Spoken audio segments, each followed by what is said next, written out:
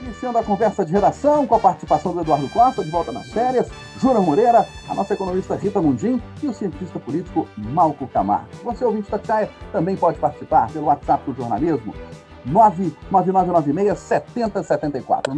99996-7074. Você manda pra gente a sua opinião em mensagem de texto.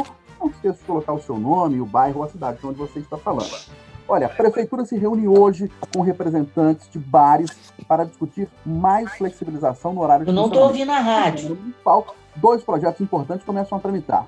Um é sobre a extinção da BH Trans e o outro cria o auxílio emergencial. Meu caro Júnior Moreira, bom dia mais uma vez. Bom dia para todo mundo. Eustáquio, sobre essa reunião aí, a tendência é que, ou pelo menos o pedido, né, dos donos dos bares, é que aumente o horário, né, para funcionamento dos bares e também aumente o número de pessoas por mesa, né? É importante analisar direitinho, ver o que pode fazer. A gente está caminhando para que isso tenha novos passos realmente, né? Quando se fala em bares e restaurantes aqui em Belo Horizonte. É lógico que a gente precisa ainda tomar muito cuidado, principalmente quem frequenta e também os donos dos bares. Sábado eu passei por alguns assim e eu vi muita gente sem máscara, muita confusão, muita aglomeração. É preciso a gente sempre ter muito cuidado para não complicar demais. E sobre os dois projetos aí, Eustáquio, tanto esse projeto da extinção da BH Trans, que começa ainda a tramitar, ainda tem comissões, né? Ou melhor, tem aquelas consultas públicas, né? Reuniões públicas para falar sobre esse assunto. É um projeto que vai ser mais polêmico, eu acho que um pouco mais demorado. Sobre um projeto do auxílio emergencial, já é um consenso entre vereadores da base, de oposição. É um projeto que tem um certo consenso ali e deve ser aprovado de forma mais rápida, né? Acompanhemos aí durante essa semana. Malco Camargo, e a sua avaliação?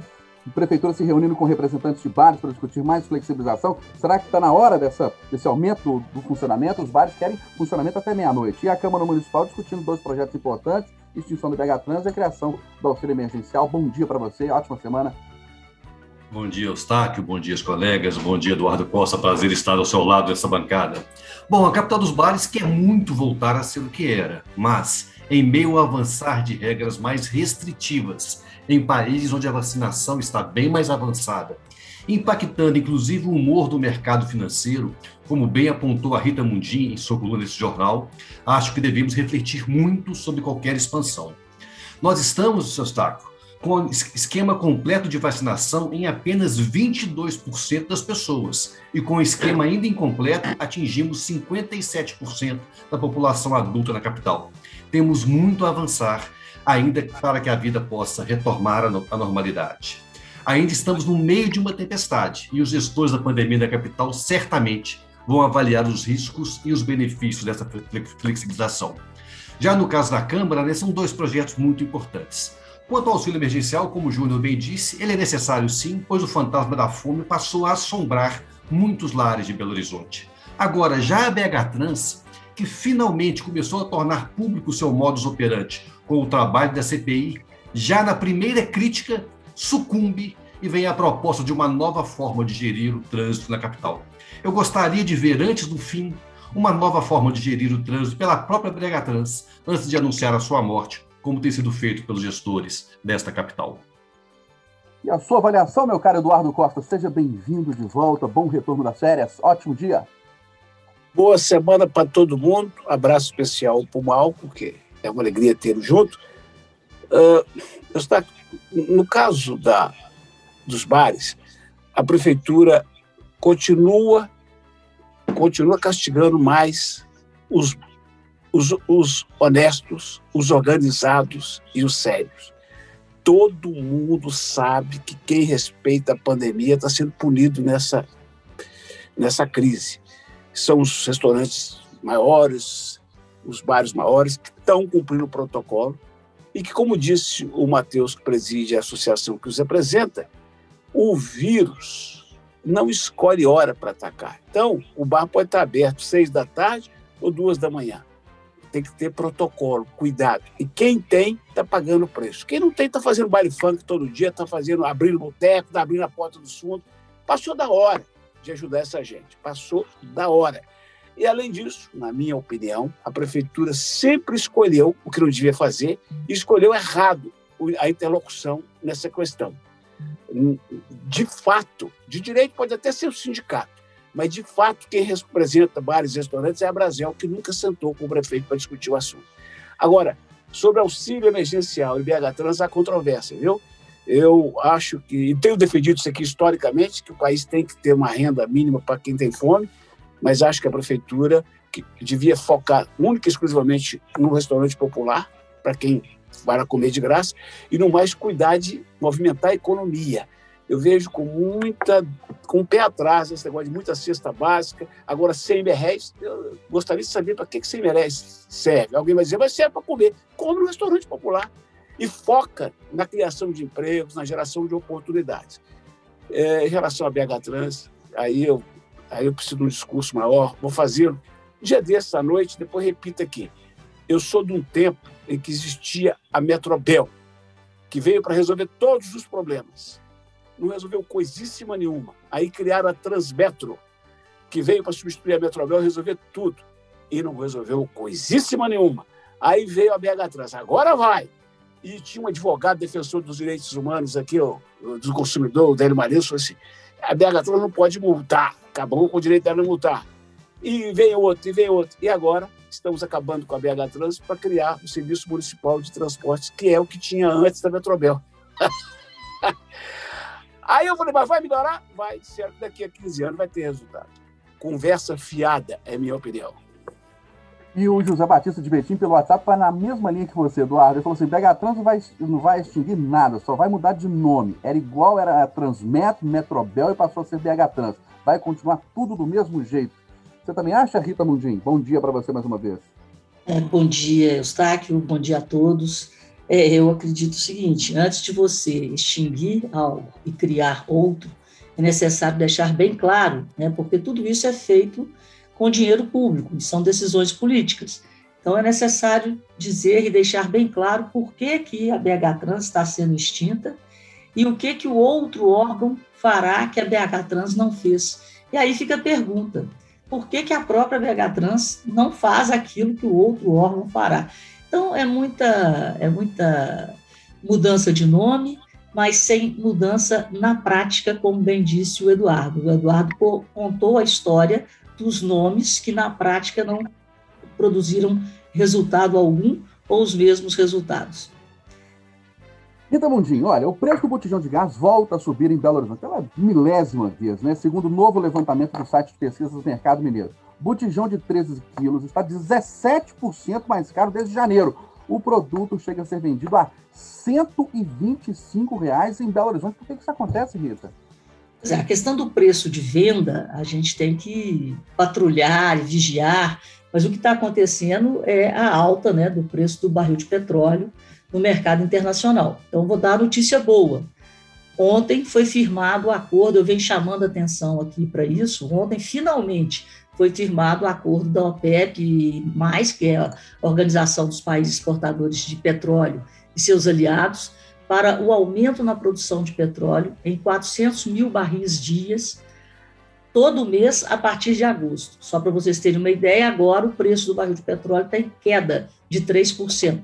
Em paralelo, o Joe Biden está tentando refazer o acordo com o Irã para que o petróleo iraniano também volte ao mercado e coloque, né, um fim a essa alta do petróleo, que foi muito forte. Antes da pandemia, a gente tinha um petróleo a $45 e nós temos um petróleo hoje a mais de $70.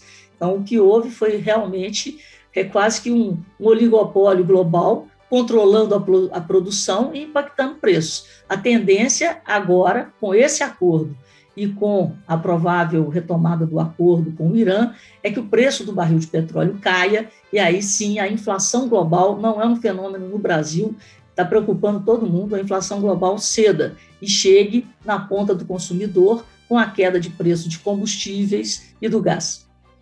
O Júnior Moreira, o Alexandre Borjai, que é presidente da Associação dos Revendedores de Gás de Cozinha, os revendedores são aqueles de bairro, né, que ficam nas nossas esquinas. Ele diz que tem dois grandes problemas: os intermediários entre a produção do gás lá na Petrobras até a chegada ao consumidor final, e também a concentração do mercado. São 4 ou 5 distribuidoras em todo o Brasil só para distribuir gás para um país desse tamanho. Pois é, Eustáquio, eu não sei como é que resolve a situação, de verdade. Eu fico observando assim, falo, o que fazer, né? Agora, quando você para analisar a vida do pobre hoje em dia, aí fica pesado. Eu vou colocar alguns dados assim, jogando para baixo, né? A gente pensa aí, o gás a R$125. Vamos supor que ele consiga ir a 105, que é o preço médio mais ou menos, 110 e tal. Aí depois ele paga lá numa taxa mínima de conta de luz por volta de R$90, R$70, R$80. A conta de água mais ou menos isso, que é a taxa mínima também. Tô jogando tudo para baixo, hein? Aí você pensa no aluguel, vou pôr um aluguel de R$400, também é muito baratinho, né? Dificilmente vai achar uma casinha, um barraco a R$400 aí. E ganha R$1.000 por mês, 1.100 e poucos por mês, que é o salário mínimo. Como é que essa pessoa está vivendo? Né? É um malabarismo impressionante que a população mais pobre está tendo de fazer. E sem contar outras coisas que eu não coloquei aqui, né? Se você for colocar o supermercado, o preço que o arroz está, que o óleo está, que a carne está, o Feliciano Abreu traz toda semana para a gente uma pesquisa diferente, e é uma escalada de aumento em cima de aumento. Eu de verdade não sei como resolver, mas fico realmente também, Eustáquio, muito preocupado e pensando o que vai ser da nossa população mais pobre se continuar desse jeito. E para você, Eduardo Costa, é o intermediário, é a concentração do mercado em poucas distribuidoras, é o lucro excessivo, ou é a política internacional de preços? Sim? Eustáquio, eu não tenho bagagem, eu não tenho conhecimento, história, argumentação para questionar aqueles que, como a Rita, defendem o preço baseado no mercado internacional para não quebrar a Petrobras. Mas lá no fundinho do meu coração, eu penso que se eu fosse autoridade, eu ia brigar para que a Petrobras não quebrasse, mas fosse um regulador de preços, não deixando a corda estourar desse jeito. Outra coisa, isso é no macro, no mundial. No nacional, de pronto, venceria o cartel, o lobby que tem em Brasília. O presidente falou isso ontem, está coberto de razão. Venceria o lobby e diria que não pode um país desse tamanho ter 5 ou 6 distribuidoras. Todo mundo, igual o banco, que agora eles estão abrindo, todo mundo que quisesse podia distribuir o gás. Outra coisa, gás natural, né? Ampliar. Outra coisa, vê essa gasmiga aí, o Zema não privatiza, e você não fala com essa gasmiga, arruma mais gás aí pro povo. Eu ia criar alternativas. A única coisa que eu sei, e isso eu tenho que dizer, é que não pode um botijão de gás de 13 quilos custar R$ 84,81 em janeiro e R$ 125 hoje. Isso é o fim do mundo. Você imagina, Malco Camargo, um botijão custando R$ 125 e mais de 10% do valor do salário mínimo no país? Impressionante, né, Eustáquio? E temos que pensar o seguinte: 12,8% da população brasileira vivem abaixo da linha da pobreza e tentam sobreviver com o valor de R$ 246 por mês. Neste cenário, um item de consumo básico como o botijão de gás custar R$ 125 beira o absurdo. Ô, Eustáquio, Sim. Só para lembrar que o pobre que for no lote vago do lado hoje e cortar a lenha para cozinhar vai ser processado por crime ambiental, amigo. Isso, porque está cortando a lenha porque não limpou o lote. Ô, Eustáquio, Oi. Olha, eu comprei gás essa semana passada. Então, eu acho que as pessoas devem pesquisar, porque quando vem um surto inflacionário, existe sempre, infelizmente, aquele aproveitador. Eu paguei R$ 98 no botijão de gás. De 98 para 125, que é o preço que está sendo dito, são quase 30%. Então, em tempos de inflação, o consumidor tem sim que fazer um exercício, infelizmente, maior antes de fechar qualquer negócio, porque o aproveitador existe. Ô, Rita, mas quem vende? Se tem um gás a 90 e outro a 125... 98. Tá bom. Se tem um gás a 98 e a 125, Rita... Não, isso é uma pergunta de quem... Para você que entende negócio de livre mercado. Quem vende 125, se não tiver uma boa explicação, não devia ser preso? Exato. Pois é, mas aí é o problema, né? Ele não devia vender. Então, ele devia ter, olha, gente, aquele cara ali está aproveitando, está abusando. Então, as pessoas têm que fazer esse tipo de proteção, porque a formação de preços no mercado, ela depende da oferta e da demanda. Então, tem gente aproveitando nessa hora dessa crise, como a gente viu na época da greve dos caminhoneiros, o que os postos de gasolina faziam com combustível quando alguém recebia combustível. Então, infelizmente, isso é muito triste, muito triste. Isso é cultura, isso é falta de respeito com a sociedade, isso é falta de empatia com o país. Bom, Camargo, o presidente Jair Bolsonaro já está em Brasília depois de receber alta hospitalar em São Paulo. Na saída do hospital, ele falou sobre um novo remédio que cura a Covid. E na entrevista, ele também citou o fundão eleitoral, 6 bilhões de reais, mas não disse se vai vetar esse trecho no orçamento da União para o ano que vem. É bom deixar claro que a peça orçamentária tem origem no Executivo e contou com o apoio da base do governo. Ademais, mesmo que o presidente vete, a palavra final será do Legislativo, que pode derrubar o veto do presidente e fazer valer esse fundo. Os custos com a eleição vão aumentar ainda mais o nosso déficit orçamentário e comprometer a implementação e o funcionamento de políticas públicas. Agora, eu gostaria muito que o presidente aproveitasse o seu restabelecimento e dedicasse seu tempo, seus atos e suas palavras a temas que de fato importam. Chega de mobilizar o governo na busca de soluções alternativas para a Covid. Devemos seguir o que todos os países do mundo estão fazendo e colhendo bons resultados. Vacina, vacina e vacina. Vai nessa linha também, Júnior Moreira? Foco na saúde nessa semana ou questões políticas, fundo eleitoral, devem marcar aí os compromissos do presidente Bolsonaro? Pois é, Eustáquio, vamos esperar para ver, né, como é que vai ser, não dá para ficar adiantando muita coisa.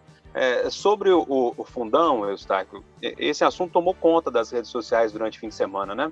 Nós falávamos desse assunto aqui na conversa de redação de sexta-feira e foi um assunto que perdurou. Eu preciso só fazer uma correção, Eustáquio, na sexta-feira eu citei o Cidadania como um partido que foi a favor do fundo, né? E no vídeo da Câmara fica muito claro que o Cidadania foi ao contrário, né? Junto com o Podemos, Cidadania, PSOL, Podemos e o Novo, né, que foi autor do destaque, esses 5 partidos, eles foram contra o fundão eleitoral na hora lá, né? Foram ao microfone e falaram, o partido aqui é contra essa questão do fundo eleitoral, e depois a votação aconteceu como aconteceu, e diversos deputados que votaram a favor, depois foram para as redes sociais e falaram que votaram contra, né? Então isso é sempre muito importante dentro dessa polêmica que está envolvendo o fundão eleitoral, e tá uma polêmica danada mesmo, quem acompanha o Twitter, o Instagram tá vendo, dá um pulinho lá no site da Câmara. Se você não conseguir achar o link, me chama no meu e-mail, juniormoreira@itatiaia.com.br, no meu Instagram, que eu mando o link oficial da Câmara dos Deputados para você ver direitinho qual deputado que votou a favor, que votou contra,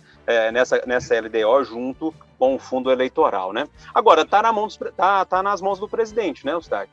Vamos ver como é que vai acontecer. Tem uma questão política aí muito importante, porque se ele vetar, ele vai desagradar muita gente ali no Congresso Nacional, inclusive a base, né? A base que é o Centrão. E se não vetar, ele vai levar muita pancada da população, inclusive da imprensa, e com razão, né? Agora, a sensação que eu tenho, está que esses quase 6 bilhões de reais, eles foram colocados ali para que eles consigam depois, num acordão ali nos bastidores, diminuir isso para mais ou menos o valor que era de 2 bilhões, ainda falar assim, a gente conseguiu baixar isso, tá vendo? Não sei, esperemos para ver. Só sei que sejam 6 bilhões ou sejam 2 bilhões, é um absurdo, é muito dinheiro para gastar com eleição no mundo digital que nós vivemos com hoje. Não sou a favor que acabe com o fundo, não. Acho que é preciso ter esse fundo para que partidos mais pobres, para que pessoas de qualquer classe social consigam fazer essa campanha eleitoral. Se você acaba com esse fundo, aí fica só quem é rico, que vai tentar a candidatura, né? Mas, poxa, 2 bilhões, 1 bilhão não precisa disso tudo, né? Coloca um valor ali, a democracia custa mesmo, coloca um valor mínimo ali. Hoje em dia dá para se fazer muita coisa pelas redes sociais e dá para fazer uma campanha legal, democrática e com financiamento público, mas precisa ser um valor bem abaixo dos 2 que já foram e também dos 6 que eles aprovaram agora, que é uma indecência. Você acha, Eduardo, que será possível reduzir esse valor do fundo eleitoral? Eles, como disse o Júnior, colocaram lá para cima para tentar negociar, o negócio baixar um pouquinho, ficar mais ou menos o que era no que vem, ou um pouquinho de aumento? Ano passado, na verdade. O Brasil inteiro espera, né? O governo tinha 2 bi para fazer o censo, cuja importância já foi ressaltada aqui N vezes. Agora quer gastar 2 bi para fazer o tal do voto auditável que ninguém consegue compreender. Eu não consigo. E agora quer gastar 6 bi com a eleição. Gente, falta de juízo, falta de respeito à fome do brasileiro. E outra coisa, hein? A turma que gosta de fazer CPI, devia fazer uma CPI, não apenas com os donos dos partidos. Aqui em Minas tem vários, tá? Com eles e com os familiares, para ver como é que a situação deles ficou boa nos últimos anos. Porque nós sabemos, né, que essa verba não é. Quem foi candidato está escutando sabe que não viu a cor do dinheiro, mas o dinheiro está jorrando nos partidos. Agora, em relação à fala do Bolsonaro, eu gostei do conselho do Malco para ele e vou acrescentar o meu. Ô, presidente, cuida da saúde, fica 30 dias só cuidando da saúde e de dona Michele. Fica calado 30 dias, pelo amor de Deus. Rita Mundinho, o Brasil tem condição de marcar com 6 bilhões de reais para o fundo partidário, fundo eleitoral? Claro que não, né, Eustáquio? Esse preço da democracia é uma vergonha para a sociedade brasileira, porque a gente vê o que o Eduardo acabou de falar, desde a criação da nossa nova democracia, foram criadas indústrias, e botaram nome nessas indústrias eleitorais. O nome delas são partidos, e tem os donos dos partidos. Então, o Brasil virou uma verdadeira capitania hereditária, né, que a gente vê, que é quase uma coisa cartorial, passa de pai para filho, e a gente tem que fazer uma reforma política, e todo o dinheiro público, na hora que é definido que ele vai ser gasto com X, Y, Z, tem que haver, se houvesse moral no Congresso, tem que haver uma contrapartida do uso do dinheiro. Olha, nós estamos destinando 6 bilhões, porque cada deputado, cada governador, cada presidente, cada candidato vai gastar isso por causa disso. Ou melhor, não existe essa justificativa para 5,7 bilhões. Então, simplesmente, eles metem a mão no bolso da sociedade e votam a favor de si próprios, né? Então, é uma vergonha. O preço da democracia no Brasil não é justo para ser pago pela sociedade. Eustáquio, o Balco já falou sobre esse assunto? Sim. Então, me dá um minuto aqui. Durante 20 anos, 2 deputados mineiros, o Leonardo Quintão, meu estimado vizinho, e o Gabriel Guimarães, comandaram a questão do marco regulatório da mineração em Brasília e não aconteceu nada, certo? Agora tem uma nova tentativa de mudar a legislação. Sabe quem vai ser a chefe do trem, a relatora, a presidente lá da comissão do trem? Quem? Chama Gleice, é a mulher do Pablito. Gente boa, está escutando a gente agora. O Pablito foi o último chefe da Agência Nacional do Petróleo aqui, ou seja, continuou com a mesma turma. Agora, você sabe quem que é o relator da reforma política no Brasil? Quem? Luiz Tibé. Com todo o respeito que merece Sua Excelência, nós todos sabemos da história dele, do pai dele, do tempo que eles estão comandando o partido em Minas. E se você quiser saber se o Tibé distribui bem o dinheiro que o partido dele tem, pergunte ao Geraldo Magela, o Ceguinho, que foi candidato na última eleição. Você mata o Magela do coração essa hora, né? Ô, Eustáquio, Sim. Reformar para não mudar o país. Vambora. Deixa eu terminar o Jornal da Itatiaia com uma última informação aqui. A Anvisa, a Agência Nacional de Vigilância Sanitária, autoriza os estudos com a 3ª dose da AstraZeneca e de um medicamento. A gente vai trazer essas informações ao longo de nossa programação aqui na Itatiaia, tá certo? Final do Jornal da Itatiaia, a primeira edição desta segunda-feira,